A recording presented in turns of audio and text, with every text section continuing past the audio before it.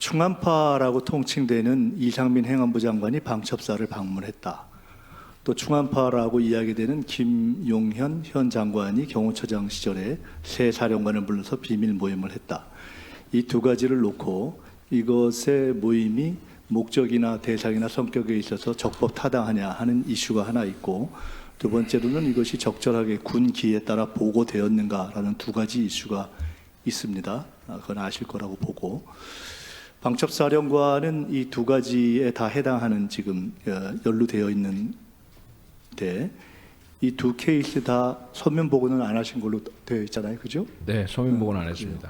구두 보고는 하신 걸로 되어 있고, 네, 그렇죠? 네, 신원식 장관은 속기록에 의하면 보고받은 바가 없다고 했고, 김용현 장관은 이 문제에 대해서 파악을 하기 위해서 국회에서 우리 방첩사령관의 차량 운행 일지를 요청하니까 친절하게 그걸 공개하지 말라고 장관이 지시까지 해주셨어요. 제가 이걸 보면서 방첩사령관이 장관이 뭔가를 도와주려고 하는 그러한 입지에 있을 때 군기 위반의 위법을 하면 참 편리하겠다는 생각이 들었어요. 왜냐하면 국회에 기록에 남아 있는 속기록이 있어도 부인하면 되고, 증거를 요구하면은 장관이 거부해주면 되기 때문에, 방첩사는 일반적으로 예하, 우리 방첩사령관은 방첩사 내에서의 일반적인 업무 처리가 구두 보고가 일반입니까? 아니면 서면 보고도 합니까? 하기는 합니까? 답변 드려도 되겠습니까? 아니, 답만 하세요. 네, 구두 보고가 일반 서면 보고 둘 다 있겠죠? 섞여 있습니다. 당연히 둘 다 있겠죠. 네.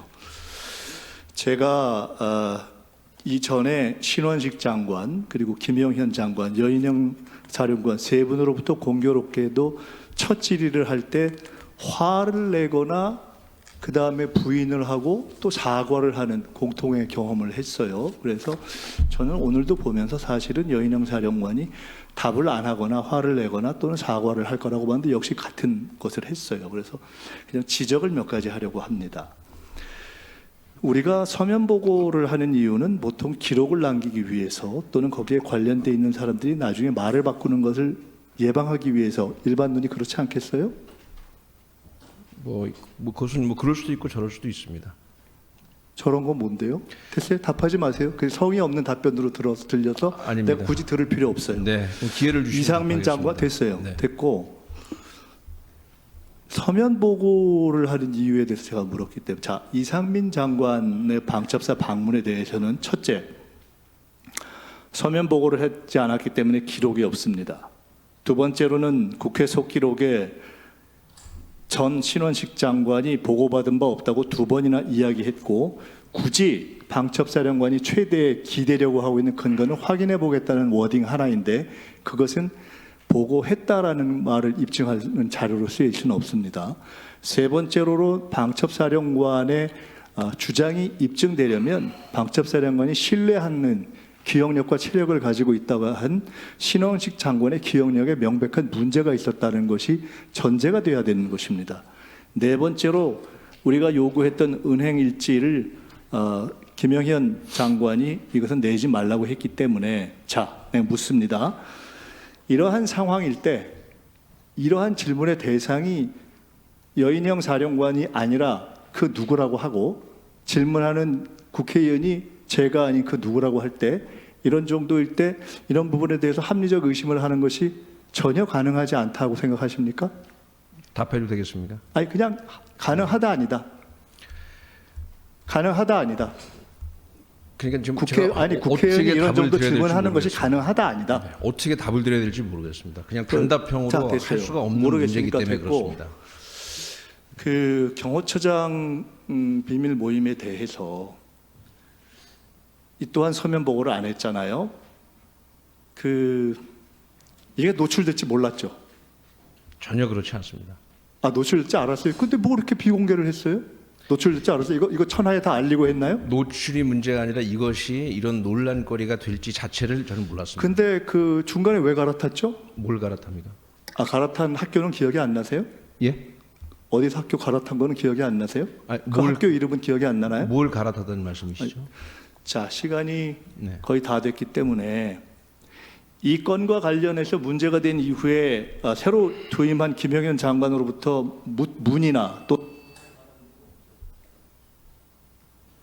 그러니까 의원님 제가 뭐 이해력이 떨어진다고 지적하셔도 좋은데 정확히 물으시는 거에 대해서 단답형으로 대답을 할 수가 없습니다 지금. 1번, 예, 1번 더 드리겠습니다. 흔한 질문이잖아요. 제가 이유와 배경을 물은 것이 아니라 이 사안에 대해서 새로 부임한 전임 신원식 장관이 아닌 새로 부임한 김영현 장관으로부터 이 사안에 대해 귀 사령관의 거취에 대해서 본인이 말씀하시기를 모욕감을 느낄 정도로 전국적으로 기사화가 된 사안에 대해서 국회에서 이렇게 물었는데 야 이거 어떻게 된 거냐? 보고했냐 안 했냐?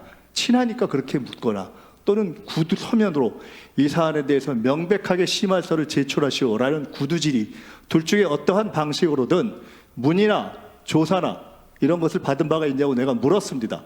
이게 그렇게 답하기 어려워요, 방첩사령관? 의원님, 단답해 보세요. 단답이요? 조사를 받은 적이 있는가? 없습니다. 문의를 받은 적이 없죠? 없습니다. 됐어요. 그다음 다시 제가 3라운드에 다시 질문하겠습니다.